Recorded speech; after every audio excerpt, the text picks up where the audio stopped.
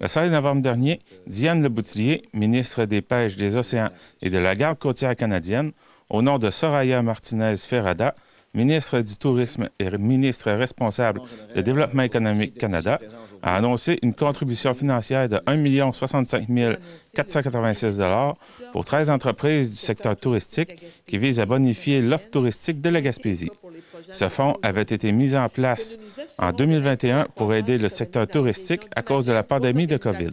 Diane Leboutillier nous en dit plus. C'est un fonds d'aide qui a été mis en place il y a 2 ans passés pour aider les entreprises touristiques à continuer de se positionner malgré la COVID. Donc, les projets qui ont été annoncés aujourd'hui dans la MRC de Rocher-Percé aux îles de la Madeleine, on parle d'un montant de plus d'1 million de dollars pour 13 entreprises qui ont déposé 16 projets. Puis c'est des argents non remboursables qui sont alloués là, aux entreprises. Mais il faut quand même continuer d'investir auprès des promoteurs pour développer l'offre touristique, parce que là, le tourisme international a recommencé à voyager, puis on veut avoir des gens de l'extérieur aussi qui viennent chez nous, soit des gens des États-Unis, de la France, de l'Europe, puis du reste du Canada. Donc, il faut avoir une offre touristique qui est intéressante, puis de pouvoir après aussi être prêt à loger ce tourisme-là qui, lui, est habitué à voyager. Donc,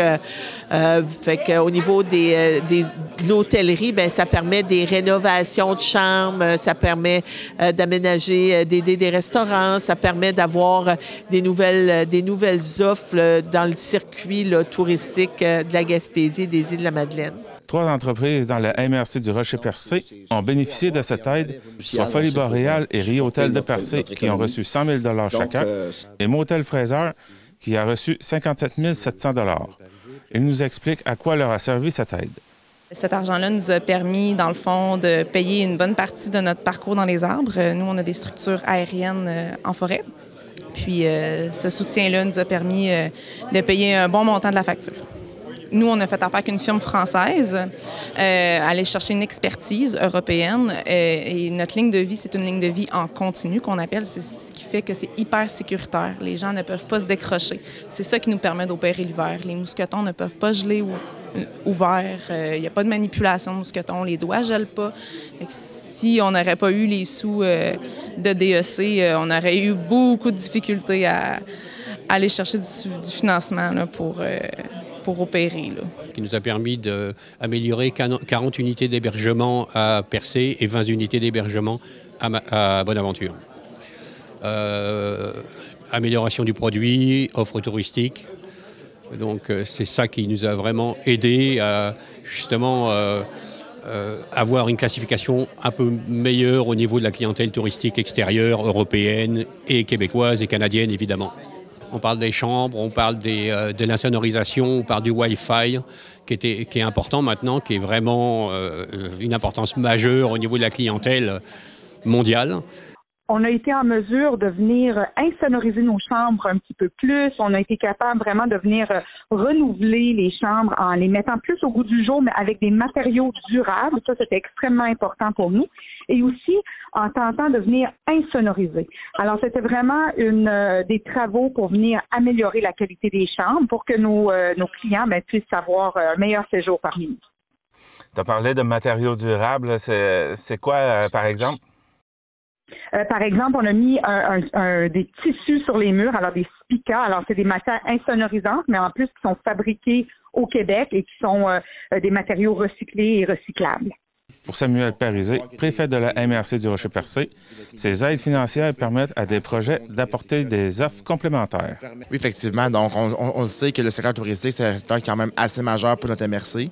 Donc, vraiment d'avoir des aides financières quand même de 1,3 million qui sont données à certains promoteurs de notre MRC, voire de toute la Gaspésie. Donc, c'est vraiment des beaux projets qui viennent développer l'ensemble du secteur, qui viennent faire des offres complémentaires avec ce qu'on a déjà comme appel touristique.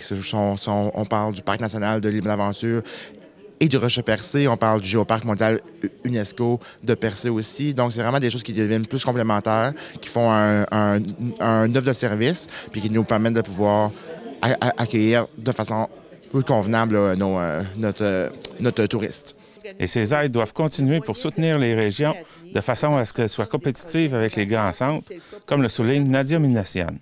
C'est des aides qui doivent demeurer dans un monde idéal parce que pour nous, dans les régions, je dirais pas juste en Gaspésie, mais dans les régions du Québec, on a toujours le défi additionnel du transport.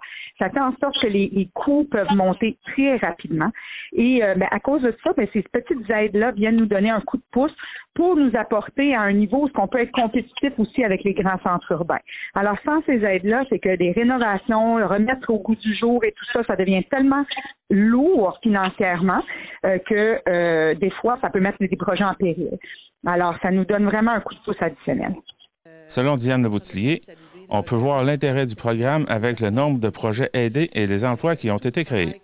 Dans les 2 dernières années, on a aidé 44 entreprises en Gaspésie et aux îles et ça a permis de développer 77 emplois.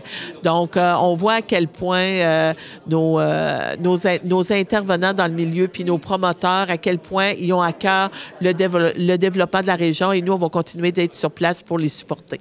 C'était Jean-Denis Laparrière à Chandler.